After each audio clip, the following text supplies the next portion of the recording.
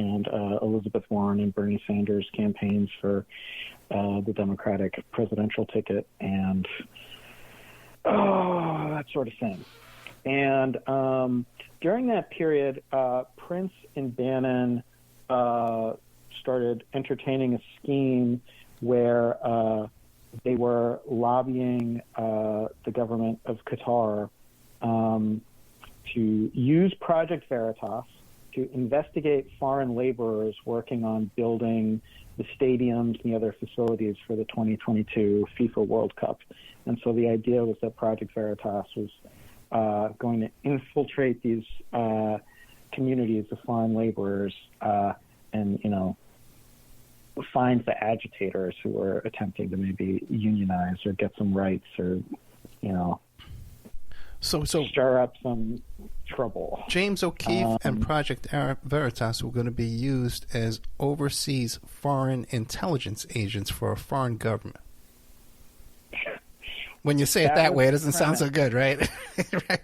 It sounds quite bad. Yeah. I don't know if this scheme actually got off the ground. Certainly the videos did not materialize, but now, at that time, how many guys did O'Keefe have working for him to make him even qualified for that kind of a job? Well, here's what I can say, is that at the beginning of the Trump years, the money that Project Veritas was pulling in was somewhere around $3 million. Right. And by the end of the Trump years in 2020, it was somewhere around $22 million. They haven't filed some of the more recent tax forms yet, or at least they're not public. But from what I understand, the high watermark a year or two ago was $24 million, and it started cresting and going downhill from there. That dip from the heights of $24 million back down to 22 and lower was one of the things that precipitated the chaos that is. Yeah, that we're going to be getting into today, because it's a shambles of its once a noble self. Okay, but it's once legendary self. Now, but the thing is, now, when he did have this peak of like 22 million cash, were they now hiring like professional type operatives, undercover specialists, with people like kind of training, or were they still hiring these kids out of college, these Republican volunteers and interns? Short answer is a mixture of both. At some point during the Eric Prince years, they brought on a former MI6 agent named Richard Seddon, who lives out, I believe, in like Wyoming or something these days, and is kind of a washout with a bit of a checkered history in Central Asia, from what I understand. I actually bugged the reporter friend who knew him because I was hoping to actually have more to tell you guys. But that guy and a pile of sort of Eric Prince's mercenary pals did give the same old kind of like young, weird college Republican freaks and geeks training and like evading tails and like sticking to your legend when you're being interrogated, and a variety of other, OPSEC tutorials. One of the documents that we obtained for some stories we did during 2020, during the 2020 election cycle, was some like undercover training they would do in Mamaroneck, New York, this like small commuter town north of Manhattan. The fake operation was called Operation Scratchy, and they'd have people go in with hidden cameras and ask a bunch of questions of like the local dry cleaners and stuff in town to get a sense if their people could, hold it together while being deceptive in a public forum. Right. Now, do we know why they chose Mamaroneck, Long Island, or Mamaroneck, New York? Mamaroneck, New York. Okay. Did they have local police allies there, or local politicians allies there? I am told that they did. Yes. I'm told that their landlord was friends with the local police. And I would say I have like 99.9% confidence in that from as I've chased that down, but I couldn't tell you who the exact member of the police was, which, made going up there to report on this stuff surreptitiously a little nerve-wracking, but, it was fine. Yeah, and they're probably going to lose the office anyway. From what I understand, they've laid off everybody. Not to spoiler alert, I guess. Practically over 24 people have been laid off. There's like a skeleton crew of 3 IT guys and like 1 video production guy and maybe a couple other staffers at the moment. Yeah, and it appears O'Keefe himself is still trying to do these operations from a van. He's got a van. He's got what's going on with that? Before he even officially tendered his resignation to Project Veritas, he founded a for-profit LLC called Transparency One LLC. And he started telling all of the big money donors of Project Veritas that the organization had been co-opted and bought off by Pfizer executives because of their amazing Pfizer sting related to the vaccine production. And, that's a whole mess. But he brought a lot of those donors along. So he's running a for-profit spin-off equivalent knockoff of Project Veritas that he calls O'Keefe Media Group, or OMG for short.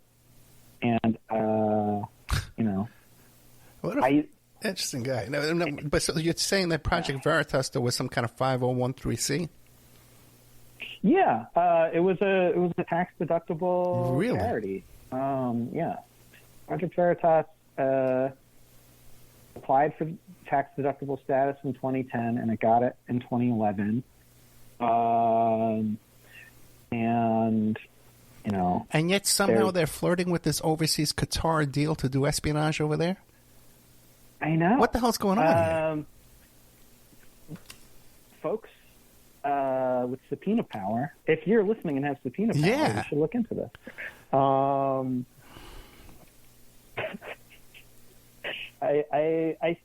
They've skirted the bounds of what you can get away with. They also created a 501c4 called Project Veritas Action, which is essential for the kind of highly partisan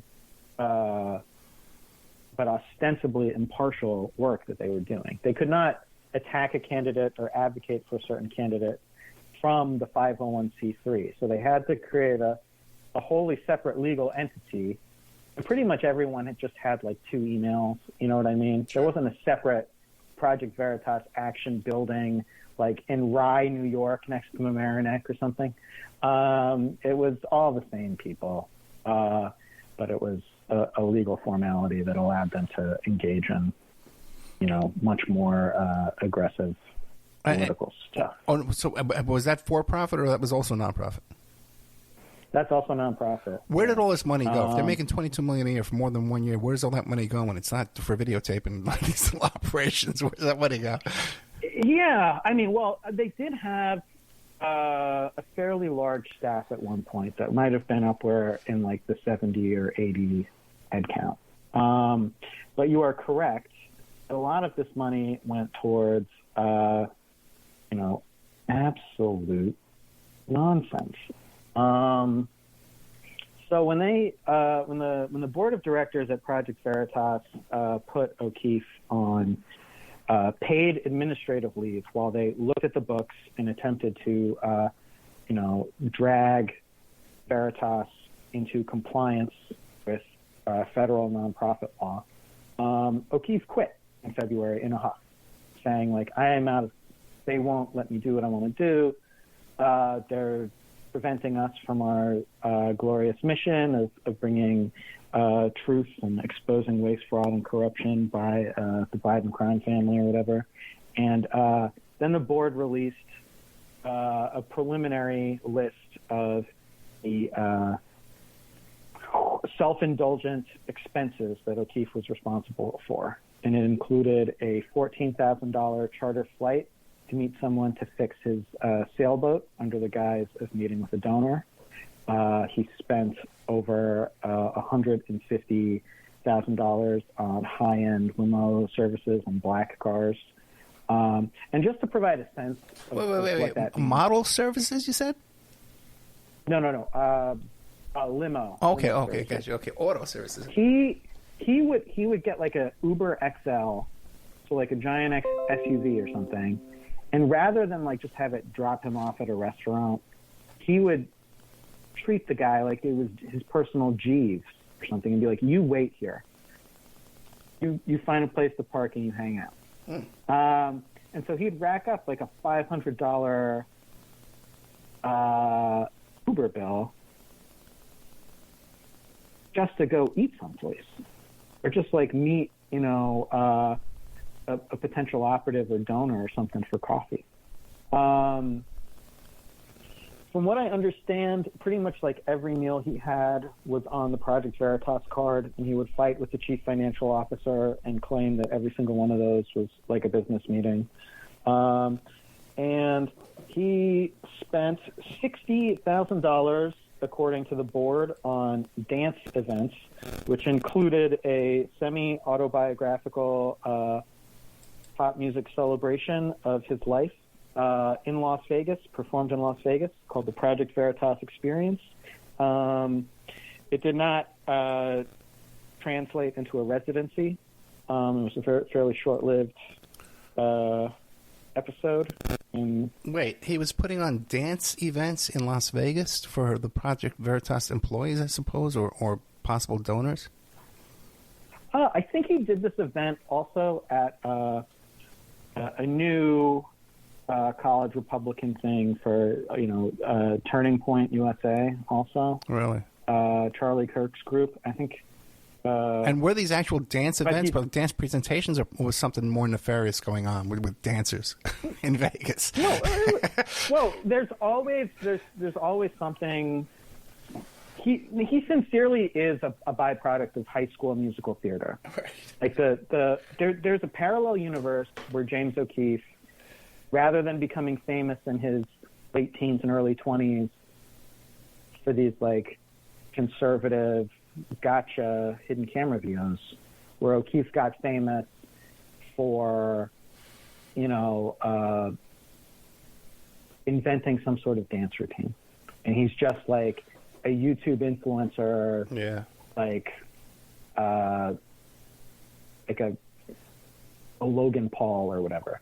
But regrettably, we live in this timeline where he has become sort of, millennial Roger Stone at some point. Now, so this $22 million that they had for making for more than 1 year, I don't know how long they've been in operation for. It seems like a long part of my life.